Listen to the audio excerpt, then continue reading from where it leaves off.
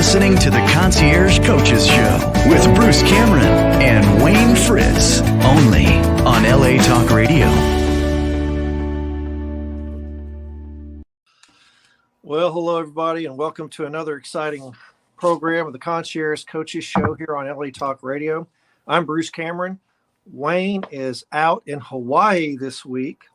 How are you? He's out in Hawaii doing his thing with some training and coaching. So we'll definitely look forward to seeing Wayne when he gets back with a renewed spirit for sure.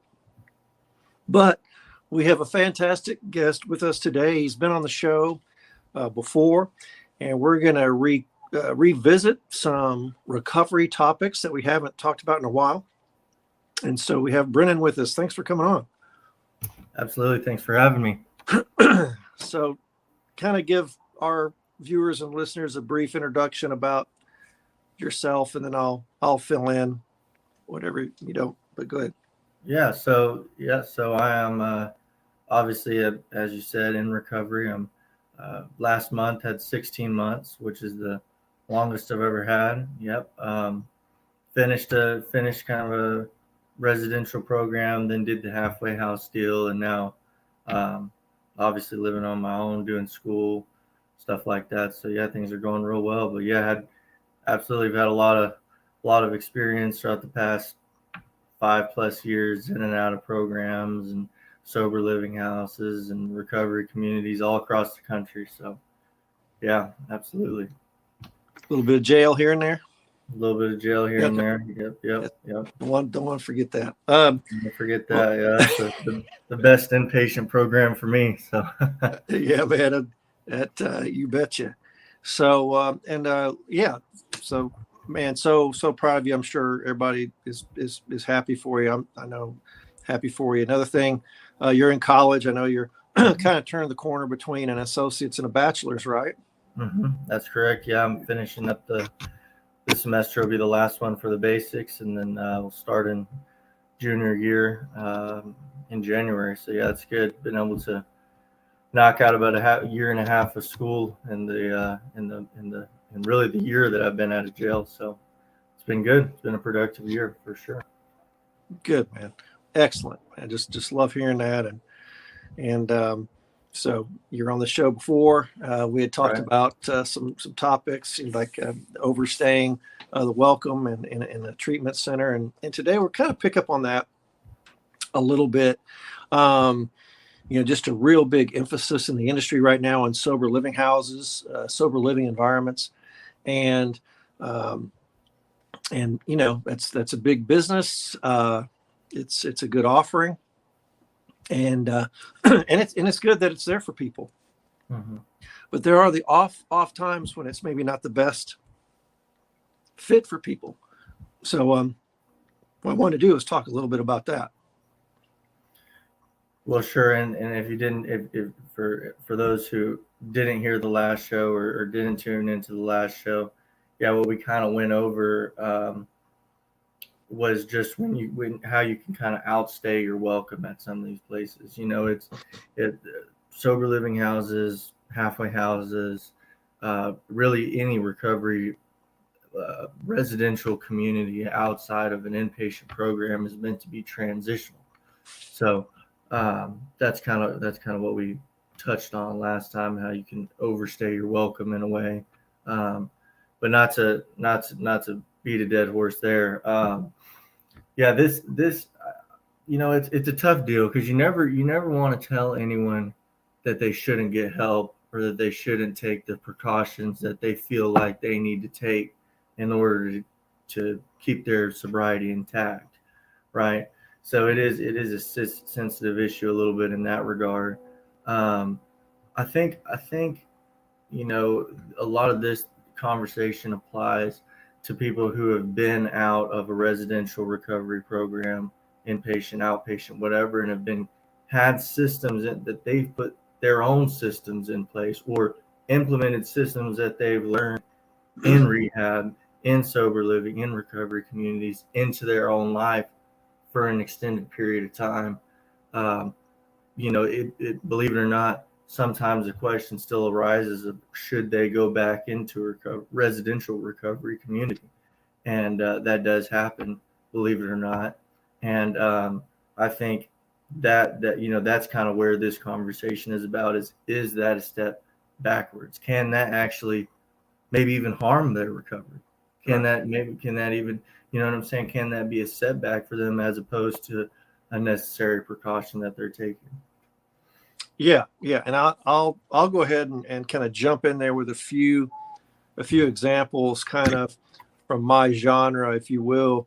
I did a lot of consulting for financial service firm, a lot of close range coaching for folks, and in various industries, financial industry, legal professionals, medical professionals, and so on. So for some of those folks that, they have a problem, they go into inpatient treatment, and then they come out, they are in a position, there's this bandwidth of person that has a family, has a sustainable family. They may still be getting help, etc., but they have a family, they have a job, they may even have a sponsor, or they have a recovery program that they link to by the telephone, by an app. So you still have that going. I know you do a lot of telework with your sponsor. That's right. So here's this kind of person that has some things in place, and to go into a sober living environment, to a sober living home, may be detrimental or not the best fit. Sure. Well, yeah, and even kind of on a lesser scale in a way. Here I'll put an example out there. So even for myself, right, like in the process of making a move, right, from a certain, the panhandle of Texas back down into the DFW area, there was some suggestions of like, okay, when you're moving, would you consider moving back into a sober living house, transitional house environment, just to kind of, and I thought about that, with an open mind. But to me, with my situation right now, with the way my recovery is right now, to me, that would feel like a step backwards in a way. And to take a step further, I almost wouldn't be able to, some of the things that I've implemented kind of on my own that keep me sober, that keep my head right, that keep me, the trajectory of my everyday life going in a certain way. I kind of wouldn't have that, taking that step back into a transitional program. And so I think that applies to a lot of people. I think a lot of people, that question comes up probably more than you would think. A lot of people think that once you finish the inpatient, even finish the sober living, that's it, and that question never comes up. But I think it still does, and I think that's why this is an important conversation. Yeah, I mean, it is an important conversation. And again, we're not saying this applies to everybody, because it doesn't apply to everybody. There's people have different circumstances. Their recovery program is different. Their resources are different. Their relationships are different. They're either in a marriage or a committed relationship or not. I mean, so there's just a whole lot of things here. So I don't want our listeners to think that we're cutting some sort of a pass and saying that the sober living needs to be skipped, and it certainly doesn't. As both of us have very knowledgeable about those environments and spent a lot of our lives in training in those environments, so we know a lot about that. But getting back to what you're saying, so let's look at that a step further. The person comes out of treatment, they're in this kind of I work with a lot of nationally known defense attorneys. There's an app that they all use that's kind of like their sobriety partner, Sober Coach, and they use it, and they can access it. They can go to group meetings. They can go to individual sponsorship, individual coaching. They can do that. And these guys are going they're preparing for court cases, very complex court cases, going to court, testifying, coming back out. Not a lot of time because you're preparing for the next case, and so they have families perhaps or spouse, etc. And so they really and other familial and personal commitments. And in addition to that, so being in an institution, and it is an institution, being in an institution like that. Hey, I need you to, your curfew's at 6:00. Hey, I need you to get off your technology and not study for that case tomorrow. Hey, we're not going to let you use your phone after 10:00. You know what I mean? Hey, lights out is here, and get up, and do your chore. Anyway, so those are good things, right? I mean, those are great things, but they might not be the best fit for certain folks. What are your thoughts on that? Well, right, and it goes without saying that an undeniable fact is that wherever you are, however you're getting it, you got to have community, right? That's part of recovery. You got to have accountability. You got to have community. Whether or not you choose to indulge in the AA model or not, the concept of a sponsor or a mentor or someone that's A, holding you accountable, B, you can kind of discuss private emotional stuff with, and someone that holds you accountable, that's got to be there, right? And so that's one thing that goes without saying, obviously. So again, yeah, whatever form that looks like, whatever that comes in, that's okay. It doesn't always have to be the traditional deal. Right. I guess an important point I think is let's say you are a year clean, and you're considering, someone suggests to you, a friend, a family member, or even just in your own head, you're thinking, hey, should I make the decision to come back to a sober living house, a halfway house, a transitional living? And like I said, as we kind of talked about in the last show, sometimes some of those places can be used, can be used by people as somewhat of a crutch or a safety net instead of a transitional place to get them to the next step in their life. And so I think that if you're still kind of a year down the road, you've been out of a program, you've been out of a transitional recovery environment, and you're considering, you got to ask, why is that? Why that is, and there may be something, there may be a piece missing in your recovery that's causing you to feel like you need to have residential structure, and so I think that's something to look at, right? And look, it's not a bad thing. Maybe you go back and you figure that out, and then you leave it that. And like I said, that's what those places are for. But if you find yourself as someone continuously, anytime something comes up, or there's conflict, or failure, or tough times, I don't know, you're struggling, if your knee-jerk reaction is like, hey, let me get back to a transitional program, let me get to a sober house, that may be something to look at. And again, that's just my opinion. I just I've seen it. I've seen that.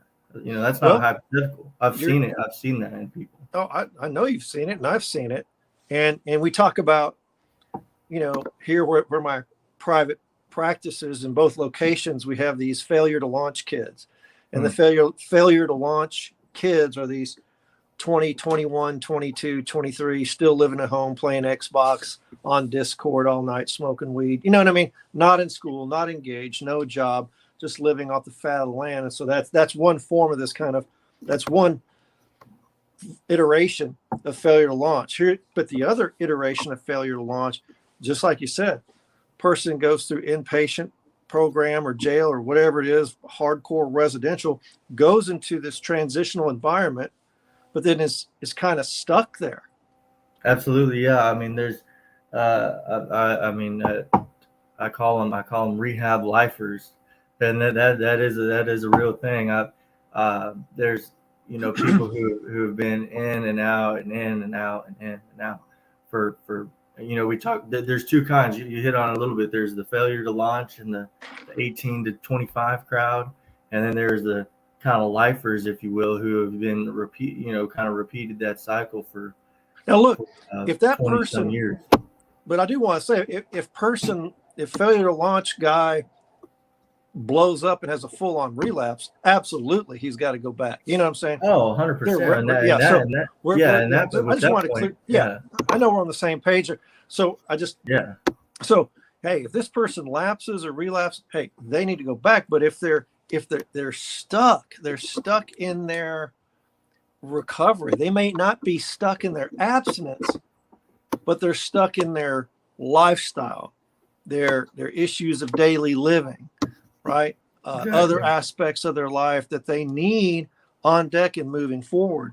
Let's talk about an example. I guess this might be a good segue into an example that you and I talked about pre-production of a young man who was in a very intensive program and then is now I think he was in their transitional phase for, was it over a year or just 6 months, and then he got his apartment? I forgot. I think it was, I think around a year. Okay.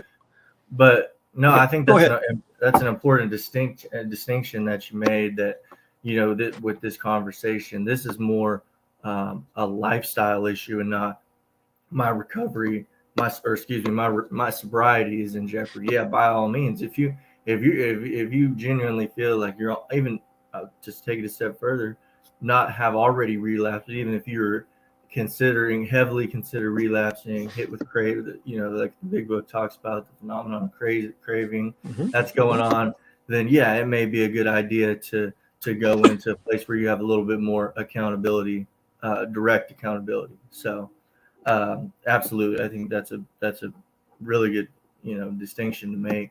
But yeah, with this guy, I think this, to kind of contrast the examples we talked about earlier, this is a guy who, like you said, he had been through an inpatient program, a really strenuous inpatient program at that, went through the sober living, but upon leaving the sober living, kind of just got, keep in mind, this is a program that doesn't follow the AA model. It doesn't have sponsors, etc. So he leaves, and then now all of a sudden he has no community. He's in a state that he's not from, where he knows nobody except for the people he was in the program with, and they've kind of moved on, right? And so, the guy's feeling depressed, he's feeling discouraged, he's feeling unmotivated, he's sleeping in late, not going to work. So that kind of touches on something you said, something you were talking about, of it being the lifestyle issue, right? It's certainly if left untreated, that could, unaddressed, that could potentially lead to, sobriety being in jeopardy. But to look at the issue alone there, it's a recovery lifestyle problem, right? And so for a guy like that, maybe getting plugged into another community where he can, the best thing about recovery communities, obviously with, initially getting clean, getting your head clear, but it's what you can take from it, right? The relationships that you take, the stuff that you learn, that you implement in your own life, 6 months, a year and a half, 2 years after you leave, right? So he missed that. There was a disconnect somewhere. Either he didn't learn it or he didn't apply it. And so that's something that maybe if he chose to go back somewhere, he could pick that up and take it with him moving forward. So yeah, in a case like that, that could potentially be an option. Yeah. If for nothing else, just to develop the relationships and support that he can use after leaving the program. Let's stay on this one for a little bit. Okay. So here's a guy, he was there, he was in the sober living house. He's by himself, more or less, from what I hear, my understanding is more or less isolating. He's missing work. He's not getting up. Huge red flag. As you said earlier, if that guy's not using already, it's at hand, right around the corner. But at the same time, that person needs a catalyst, because he's still in the same city and state as a lot of guys that were there in the transition with him. A lot of those guys are still in the same town. Mm-hmm. He probably has their social media, probably has at least 2 or 3 of them cell phone number, Mm-hmm. I wonder why he doesn't re-engage. I think sometimes that can be a little easier said than done. I mean, that's why I'm such a fan of the AA model, right? Like with an AA model, you have a sponsor, right? I have a sponsor. Every morning, I send a text to my sponsor. Every night, I send a text to my sponsor. At least once a week, I have a phone conversation with my sponsor. If something comes up, if I need advice, which I oftentimes do, I give them a ring and we can sit and we can talk for an hour, right? Just about life stuff, right? If I have a big decision, if I have some choices I need to make, I call them and we handle it. Because I have prior experience with the treatment center this individual went to, I can tell you that's not something that their clients have when they leave. And so, yeah, while there may be people he graduated, the program with, they move on. The majority of them are from there, or if they're not from there, they went back to their states. But the ones that are from there, they got families, they got jobs. I know guys that I've been, that I'm with right now that I was in a program with, live right down the road, and just because of schedules and, I got a relationship of school, there got work. It just doesn't. It doesn't happen as often as you would think. That's why the importance of a sponsor to me is so huge, because I don't have to go seek out community there. That community is just kind of an understood thing between us. One of the things that I'm listening to, and I'm thinking about this young man who's in his apartment by himself, and given that experience, and if he didn't have sponsors, really the only people he knows are the other addicts he was in the treatment program with, and maybe the only resource he has with anybody of any clean time that would function would be one of the instructors or therapists at the original place. Mm-hmm. Mm-hmm. Those guys, they got a full-time job. They're not there, necessarily, they're not there to take you to raise or be your sponsor or whatever, like you've moved through there. And so if all you have is peers, right, you're going to get that peer feedback, which is nothing wrong with peers. But but your sponsor does have that experience, strength, and hope, particularly the experience side of that, as well as the others. But that's see, when you're making that phone call, you're not going sideways and calling one of your homeboys from such and such Woodpile, North Carolina, or whatever, right? Right. You're calling somebody. I just made that up, folks, out thin here. Anyway, but you're calling somebody that has clean time, that has experience, that has this and that and the other. So, whether you call that a sponsor in the context of a 12-step program, you call that a sponsor or accountability partner, recovery coach that has, wisdom, discernment, please connect with somebody. If you're not involved in a 12-step program, please. That's why we have this show, is in some respects, is because of just that. Some people just won't do it, but they will enlist in the help of a coach, a recovery coach, sobriety coach, sober companion. So this whole other layer of service. And look, and I'm pleased to say that I've made referrals. I think Bill and Bob be fans, because they try this level of service, and if they can't do it, then they need to go into a 12-step program, hands down. And getting that person to make that decision of their own accord is a whole lot easier than me saying, here's what I think you need. My name is Bruce Cameron. I got 40 years in this business. And boy, no, and you know how that feels, right? I mean, you're going to run. I might as well just have horns and a tail, and you're not going to listen to anything I say. So anyhow, so yeah, I think, that's we need people engaged. As a bottom line, we need people engaged in some sort of a program of recovery, and keep it going. Yeah, and I think that's sometimes where some of the places, both just both inpatient and transitional places that don't follow the AA model kind of drop the ball. I said, jokingly in a call, referring to this place, once you leave the program, it's like dropping off the island in a way. And, that's what it doesn't matter. Look, it doesn't matter how many books you read, what kind of knowledge you gain while you're there. It doesn't matter what kind of personal breakthroughs. Heck, you can even do the 4-step. You can do all this stuff. You can have all these seemingly, emotional, maybe even spiritual experiences, but none of that matters because you're doing, you experience those things under a controlled environment, right? You have to have community in place and really even a routine in place once you leave in order to be able to maintain your sobriety and maintain a productive recovery lifestyle, right? And a big part of that is accountability. The whole reason we're in recovery is because we don't like being accountable to people, and we can't hold ourselves accountable. So if you think that you're going to go to a place for 90 days, even 6 months, if you think you're going to go there and then you're going to leave and then just all of a sudden magically keep yourself accountable, it's not going to happen, or it's very unlikely.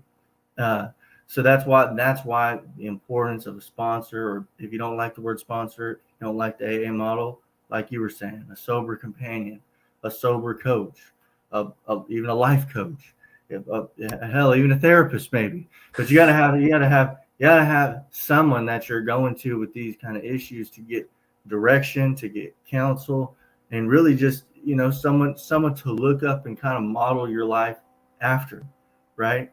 For where it's like because look, with the sponsor, it's a set thing. I know I'm going to text him in the morning. I know I'm going to text him at night, where we have scheduled deals.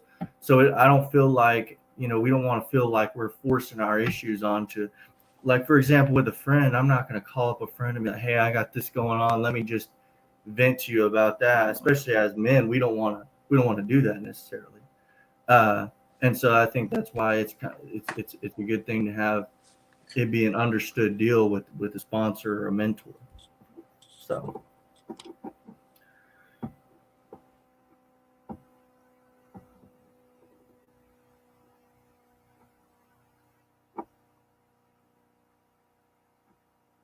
I don't know where he went.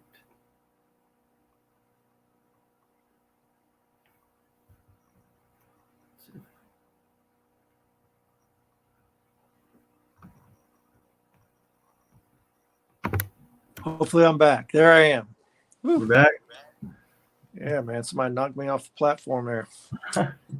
Anyway, so yeah, I think that like you said, people just need to be engaged in something, whether it be a therapist, coach, recovery coach, something.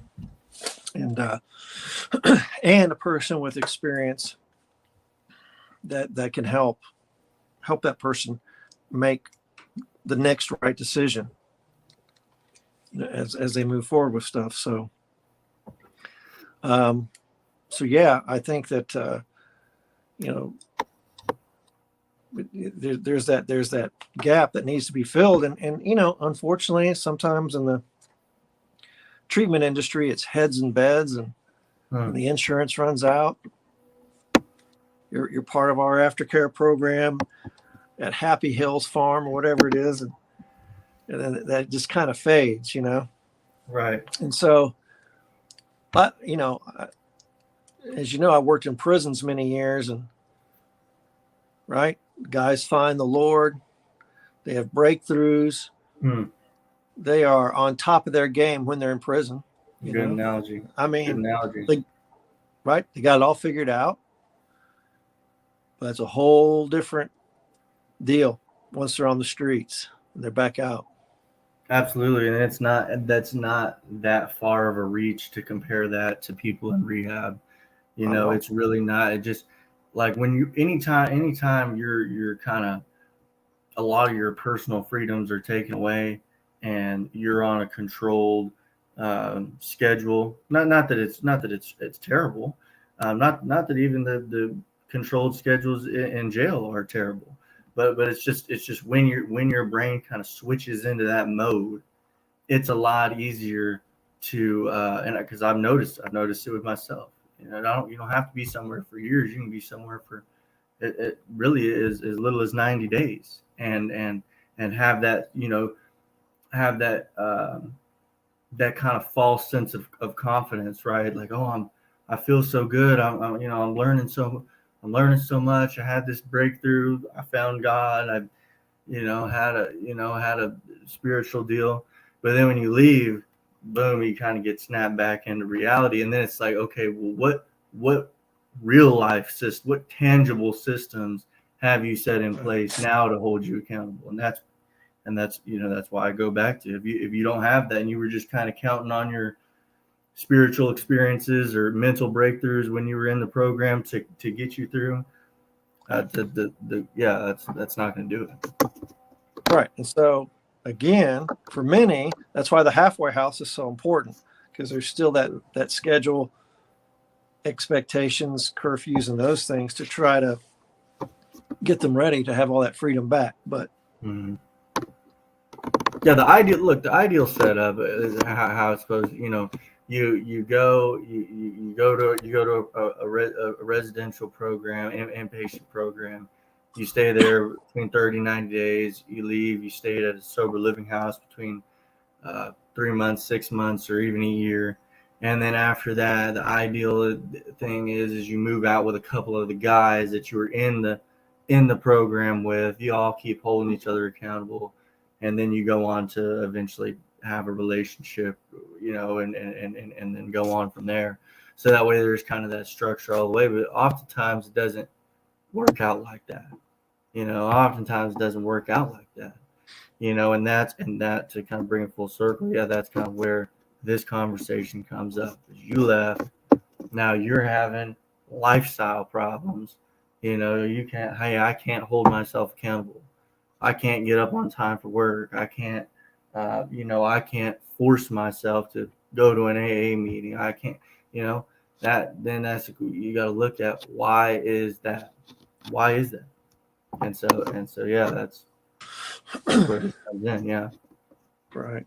And that catalyst, truly, for that young man needs to be, it's great that there's a family member that's identifying those patterns, but having another person that even appear at this point to help this young man go to meetings and get back on track, and hopefully he'll find something like that. This is kind of a random thought, and it's kind of off topic a bit, but we're talking about that fantasy picture. You go there 90 days, then after the sober living component, you go on with your life. Well, I know my Facebook and your Facebook, it seemed like, hey, such and such got married and had a kid. It's like, man, but it was like years and years later that could have happened. You know what I mean? Had they not lingered in that, you know what I mean? Oh, yeah. And that's that. In some ways, it's kind of stunning. Like, yeah, man. Anyway, no, for sure. Yeah. No, I think a good, important thing you mentioned was the issue of a catalyst, right? Right. Like the catalyst is important. Like for me, I think that's why I've had such a difficult time staying sober for longer than 90 days to 6 months in the past, is because I was kind of missing that catalyst.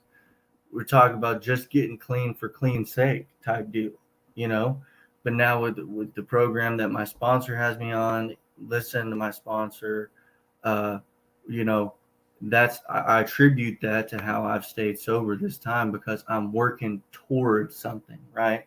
That's not just sobriety. Sobriety is just kind of a byproduct and a stepping stool to get me to my goals, right? And so the ultimate goal is not sobriety. And that's where I think a lot of programs, a lot of just the message of recovery, and as much as I love AA, even AA a little bit, gets that sobriety is the ultimate goal. And that can be kind of bleak sometimes. That can cause you to get discouraged sometimes, because now you're 6 months sober and you're like, okay, now I'm sober. Now what? Yeah, this was it. This was all that, and that can cause, the feelings of depression, discouragement, isolation, stuff like that, and then eventually slip back into that vicious cycle. And so I think that's why you got to have that catalyst, right? You got to have something that you're working towards, and your sobriety is just a means to an end to get to that goal, almost, right? Like you have to, like for me, I know I want to go to school. I want to get into the recovery industry. I want to be able to help people. I want to be able to, do all that. And I know that I can't do any of that stuff. I can't finish school. I can't have that career. I can't do that without staying sober. So now on the time, and of course obviously, it's a lifelong battle. You get tempted sometimes having a drink sounds good. But when those moments come, right, I think, man, I would be everything I do, all the classes I take, the homework I do every day, everything I'm working towards in the gym, all that goes away when I take a first drink, right? The whole career I'm pursuing goes away. And so I think you got to build up enough on that side of where using would just be throwing everything that you work towards every day away. Right. That's not just sobriety. Right. And look, I mean, it's the same thing. Treatment centers, the first step of this whole process is sobriety, is abstinence, sobriety in a program. Yeah. That's why I get so annoyed with, like, sometimes I get these texts from Gary V or whatever. Get motivated, love yourself. Like, yeah, but what do you do next? You know what I mean? Like, how do you put that into motion so it actually means something? So you have something to show for it. You know what I mean? Right. So, this is a what a blessing. This is for you, that now that you have the mental space to say, okay, how do I transition from this college to this college?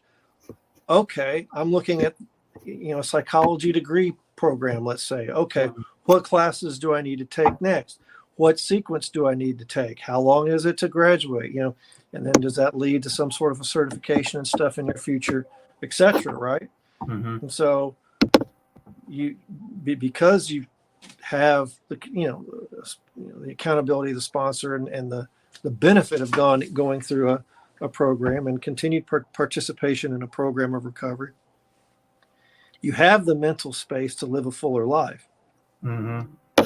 Oh yeah, absolutely. Yeah, I mean, sobriety is the goal, is the first step. 100%. All that goes away without taking that set amount of time to focus on just getting sober. But yeah, that's also a good point, touching on that kind of Gary V type mentality that that's no disrespect to old Gary V, but just that kind of that like, oh, motivation's all you need. Like, well, motivation is nothing without discipline, right? If you can be motivated all you want, you can have all the goals you want.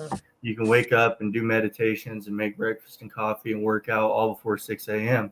But if that's not generating something, if that's not moving, if you're not working towards something tangible in your life, it's like life on life's terms type of situation. If you're not doing that, if you're not working towards something tangible, and you're just kind of staying in the world of idealisticville or hypotheticalville, that's not going to work either. Yeah. So as a matter of fact, I have a new person coming in, similar deal, kind of a shut-in, video games 24/7, this and that.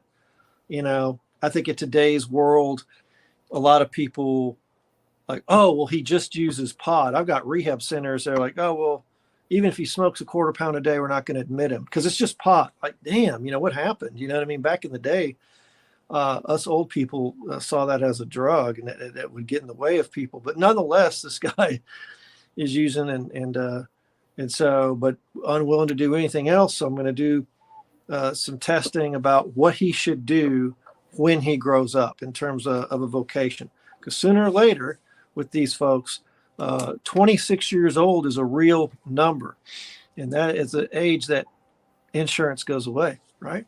And so, just facts. And so, this guy's got to get ready for that, and his parents aren't going to anyway sustain the lifestyle. So we'll start with that, and I've done that What are you going to do? How are you going to do it? And hey, let's look at this weed thing. By the way, By the way, right.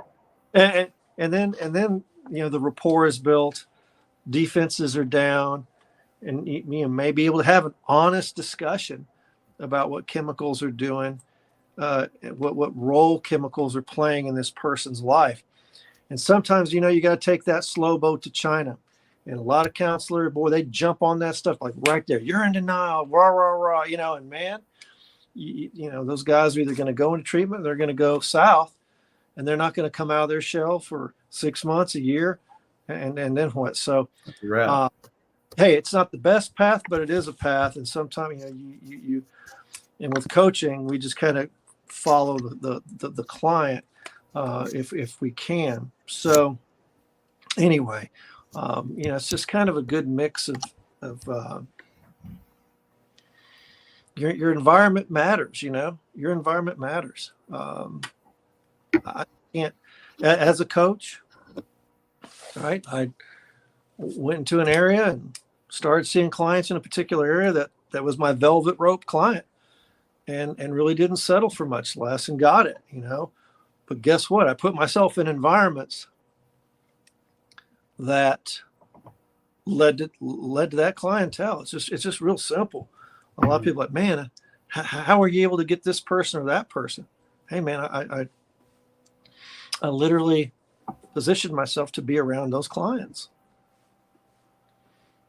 Yeah, I think one thing that you said was good. Talking about the hypothetical of the kid that smokes weed. I think the biggest thing you said was the first thing we're going to talk about. Hey, like what are your goals, and then we'll address the weed situation, right?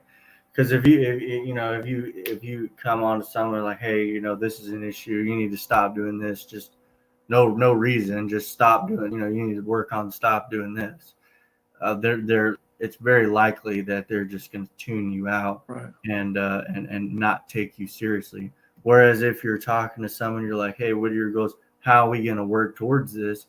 And then, as you said before, they kind of start to see on their own, hold on a second, I'm having a hard time doing these things that are helping me work towards my goals because I'm always high, because I'm spending the money I do have instead of investing, instead of using stuff to better my life, and investments, knowledge, experiences. I'm spending that on weed. Then they can kind of see like, oh shit, that maybe this actually might be a problem. Let's at least talk about it. And then boom, then all of a sudden now they've kind of saw that on their own, and that makes them a whole lot more susceptible to addressing the issue. Whereas you coming on to them and saying, hey, you're a screw up for smoking weed, like you're never, just kind of like you said, the slow boat to China. Yeah, I mean, I had a situation on topic of coaching the person. They wouldn't see anybody else. I'm seeing the person. They present with quite a few psychiatric symptoms. Okay. And then I go like, whoa, let's get you into a psychiatrist. And I mean psychiatrist. Okay. Trust me when I tell you. Anyway, they go to the psychiatrist. Okay. And they get medicine. And just as soon as they get stable, hear my coaching, and I'm like, so what do you think you want to do now, that you're stable? Well, I was thinking about maybe using ketamine or psilocybin in the comfort of my own home. I kid right. you. And it's that point with my poker face, I say, it sounds like you're maybe more interested in using substances, right, than moving on with this life on life's term thing. Mm-hmm. What? Yeah, so they were trying to use ketamine and psilocybin for what now? You're not going to believe this. It hit me like a ton of bricks, but evidently there's a standard of care that you can microdose ketamine and psilocybin in the comfort of your own home through a medical professional. To what? Get sober? Or to medicate anxiolytic depression and stuff like that. Yeah, I mean. Anyway. Yeah. But there's other ways to skin that cat rather than hallucinogenic compounds times. Yeah. Anyhow, seriously. So yeah, that's just an example of where somebody's priorities really are, and coaching really kind of brings that out. Like, excuse me. Yeah. Aren't you already on X, Y, Z, and D? Yeah, but I think I just need a little bit more. I need a boost. Anyhow, so, but at least at least your client's cutting the path for you. You know what I'm saying? Mm-hmm. Exactly. You're not the one cutting the path. They're like, you're the one saying, okay, let's take another look at some stuff and really reconsider some things, and let's look at some definitions of addiction and abuse and those things and see what's going on. Well, that and how they view the person helping them, I think with that approach is better, because you go there talking about, hey, let's figure out what your goals are, and then let's help you get to those goals. So they see you through, hey, this person's helping me essentially get what I want, accomplish these goals. They're trying to help me in that process. Whereas, you see someone through a whole different lens of, hey, this person's trying to keep me from smoking weed, right? That, you're gonna talk to them a different way. You're gonna, have different kind of mental roadblocks with that person and stuff like that. So yeah, I like that method a lot. I think that's probably not used enough. It is. Yeah. And just so you know, I mean, when somebody is looking at chemicals that hard, it's either straight up chemical fiend, or there's some significant trauma in having the EMDR or the DBT person in the suitcase they're referred to. So don't, I'm not trying to sound trite or overly look at a situation in a negative light, but it is what it is sometimes. Yeah, man, I think what are we doing on time? Okay, so we just got under 3 minutes. Any wrap up thoughts you have on your end? Yeah, I mean, I just think to kind of bring everything full circle. No, for the people that need it, we gave different kind of examples, right? For the people that, like for the example, the young man who's feeling isolated, depressed, maybe for that person going back into a community, trying to make relationships upon later leaving that community that are going to be long lasting, that can be a good thing. But for people who kind of are just have been through that cycle, have had the relationships, and then they just continuously feel the need to get back into a program, searching for something that essentially isn't there, that can be a problem. And I think that was just kind of the conversation here. I think it's not a really well talked about issue, and I think it's something that goes on perhaps a lot more than people would think. So I think it was good for us to kind of touch different sides of that issue. So yeah. All right. Do you have anything else? Well, real good, man. I appreciate you coming on the show, Brent. It's always a pleasure. Can't wait to get you on again, get some more thoughts from you about recovery and those things, and continue to check in on your progress. Well, it's always a pleasure. So thanks for coming, and can't wait to see you again. Folks, there it is, another fantastic show here. And don't forget to see us on Apple Podcast and iHeartRadio. Excuse me. We also have a Facebook page, Concierge Coaches, and our Instagram is Concierge_coaches. So see us on social media, and we'll see you here next time on the Concierge Coaches Show on LA Talk Radio. See you later.